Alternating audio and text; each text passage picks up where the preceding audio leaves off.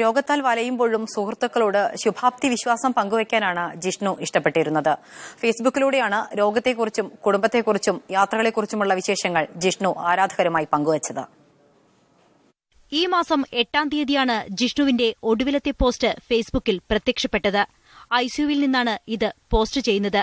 ജിഷ്ണു എഴുതി, ഐസിയുവിലാണെന്ന് കരുതി ആശങ്കപ്പെടേണ്ട, ഇവിടെ എനിക്കിപ്പോൾ രണ്ടാമത്തെ വീടായി മാറിയിരിക്കുന്നു.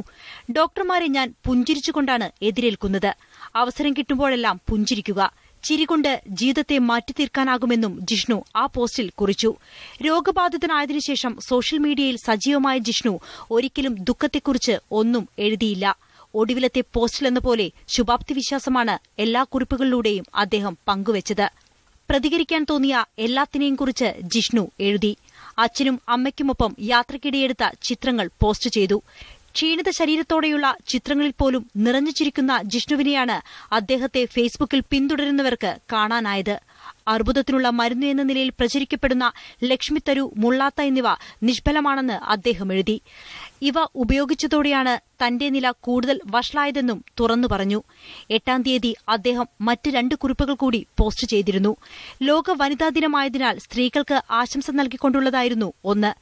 ചുറ്റുമുള്ളവരിൽ നിന്ന് ലഭിക്കുന്ന സ്നേഹത്തെക്കുറിച്ച് മറ്റൊന്ന്. അദ്ദേഹം പ്രകടിപ്പിച്ച ശുഭാപ്തി വിശ്വാസത്തിന് ഫലമുണ്ടാകുമെന്ന് കരുതിയിരുന്നവർക്ക് വലിയ ദുഃഖമേകിയാണ് ഇന്ന് മരണവിവരമെത്തിയത്.